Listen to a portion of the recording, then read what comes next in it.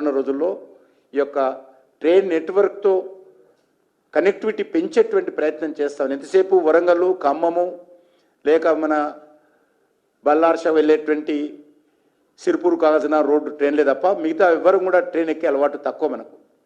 కాబట్టి వాళ్ళందరూ ఇప్పుడు ఈ ట్రైన్ నెట్వర్క్ ద్వారా పెంచేటువంటి ప్రయత్నం చేస్తూ ఉన్నాం.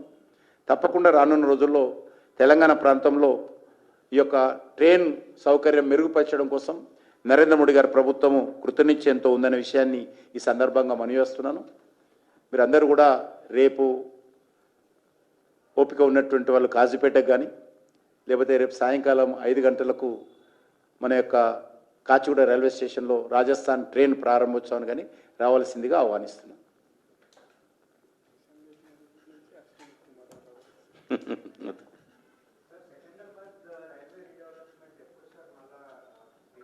నేను డిలే ఏం కాలేదు.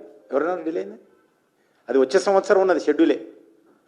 ఒకటి మీరు గుర్తుపెట్టుకోండి, ఒక్క ట్రైను ఆపకుండా, ఒక్క ప్యాసింజర్కి ఇబ్బంది కాకుండా బిల్డింగ్ అంతా కూలుస్తూ తాత్కాలికంగా టెంపరరీ బుకింగ్ కౌంటర్ కానీ, తాత్కాలికంగా టెంపరరీ వెయిటింగ్ రూమ్స్ కానీ, తాత్కాలికంగా టాయిలెట్స్ నిర్మాణం చేస్తూ ట్రైన్లు నడుస్తూ ఉంటే ఆ రకంగా కన్స్ట్రక్షన్ చేయడం అనేటువంటిది ఎంత కష్టమైన పనో అర్థం చేసుకోవచ్చు. అవన్నీ కూడా ఉంటూ నడిపిస్తున్నది. వచ్చే సంవత్సరం షెడ్యూల్ ప్రకారం ఎక్కడ కూడా లేట్ కాలే. మీరు పొరపాటు ఉన్నారు. మేము షెడ్యూల్ ప్రకారమే పూర్తి చేస్తాం, ఇంకా ముందు పూర్తి చేస్తాం. అనుకున్న దానికంటే చాలా ముందు అవుతుంది. ఆల్మోస్ట్ 3000 crores పైన ఉంటుంది. మన ఒక సికింద్రాబాద్ రైల్వే స్టేషనే 720 కోట్లు, 350 కోట్లు మన నాంపల్లి, 450 కోట్లు కాచిగూడ. ఈ రకంగా ఈ యొక్క రైల్వే స్టేషన్ అభివృద్ధి కోసం పనిచేస్తా ఉన్నాం. ఇప్పుడు ఇది కాక ఒక 42,219 కోట్లకు సంబంధించినటువంటి పనులు ఆన్గోయింగ్ ఉన్నాయి. 42,209 crores-తో డెవలప్మెంటల్ యాక్టివిటీ రైల్వే పనులు జరుగుతూ ఉన్నాయి. ఈ సంవత్సరం బడ్జెట్ అఫీషియల్గా బడ్జెట్ పెట్టింది కాకుండా కొంత స్పెషల్ ఫండ్ ఉంటుంది రైల్వే దగ్గర. ప్రైమ్ మినిస్టర్ గారు ఇచ్చారు 1,00,000 కోట్లు అవసరమైన దగ్గర, బడ్జెట్తో సంబంధం లేకుండా ఇచ్చారు. ఆ ఫండు కట్టే దాంట్లో ఎక్కువ వస్తుంటాయి మనకు. అది కాకుండా ఈ బడ్జెట్లో అఫీషియల్గా నిర్మలా సీతారామన్ గారు ఫైనాన్స్ మినిస్టర్ గారు పెట్టింది మనకు 5,337 కోట్లు ఈ సంవత్సరం బడ్జెట్. 2014-15 చూసినట్లయితే 20% అడిషనల్ పెరిగింది మనకు రైల్వే బడ్జెట్.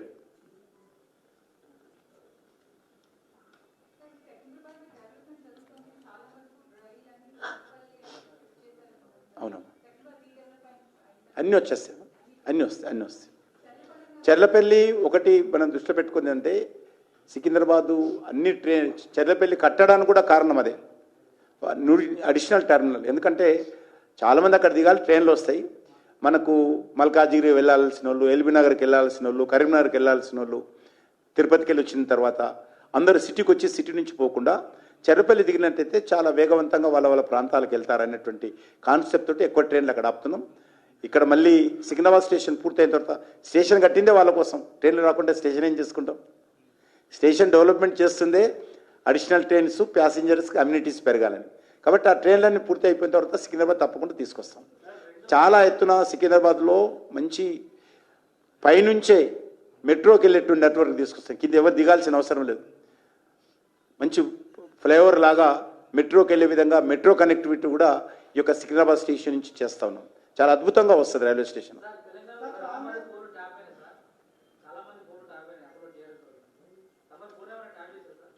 వాళ్ళు చెప్పాలి, వాళ్ళు పోలీసు వాళ్ళు చెప్పాలి కదా.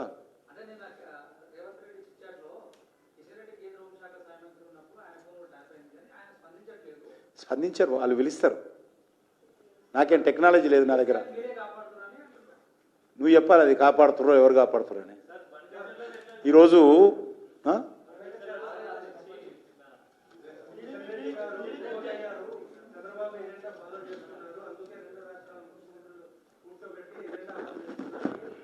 ఇప్పుడు కేంద్ర ప్రభుత్వము జోక్యం చేసుకుంటే ఎందుకు జోక్యం చేసుకురంటారు. కేంద్ర ప్రభుత్వం జోక్యం చేసుకోకపోతే అసలు కేంద్ర ప్రభుత్వం పట్టించుకుంటలేదంటారు. ఇద్దరు ముఖ్యమంత్రులు, కడతాను ఒక ముఖ్యమంత్రి, కట్టొద్దని ఒక మంత్రి కేంద్ర ప్రభుత్వం దగ్గరకు వచ్చినప్పుడు ఇద్దరిని పిలిచి కూర్చుండబెట్టాల్సినటువంటి సిస్టము బాధ్యత మా పైన ఉన్నది. కాబట్టే లాస్ట్ 11 ఇయర్స్గా ఈ కోఆపరేటివ్ ఫెడరల్ సిస్టమ్ ఒక సహకార సమైక్య సిస్టాన్ని మేము విశ్వసిస్తాం కాబట్టి కోఆపరేటివ్ ఫెడరలిజాన్ని మేము గౌరవిస్తాం కాబట్టి ఈరోజు మేము ఈ 2 రాష్ట్రాలను పిలిచి మాట్లాడేటువంటి ప్రయత్నం చేయడం జరిగింది. మీకు అందరూ తెలుసు, కృష్ణాకు సంబంధించినటువంటి ట్రిబ్యునల్ కూడా, వాటర్ డిస్ప్యూట్ ట్రిబ్యునల్ కూడా నేను పెద్ద చొరవ తీసుకొని మహబూబ్ నగర్లో ప్రధానమంత్రి గారితో ప్రకటించి అది కాన్స్టిట్యూట్ చేశాం.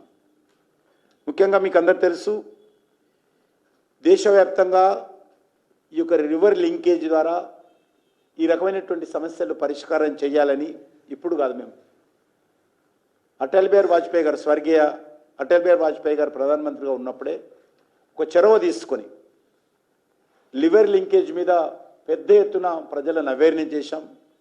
ఎవరైతే మా రాష్ట్రాలకు అన్యాయం జరుగుతుందన్నటువంటి వాళ్ళని కూడా ఒప్పించి లివర్ లింకేజ్ మీద ఒక చర్చ మొదలుపెట్టాం. ఇప్పుడు కూడా దాని మీద భారత ప్రభుత్వము ముందుకెళ్తా ఉంది. మరి మీకు అందరూ తెలిసి ఈరోజు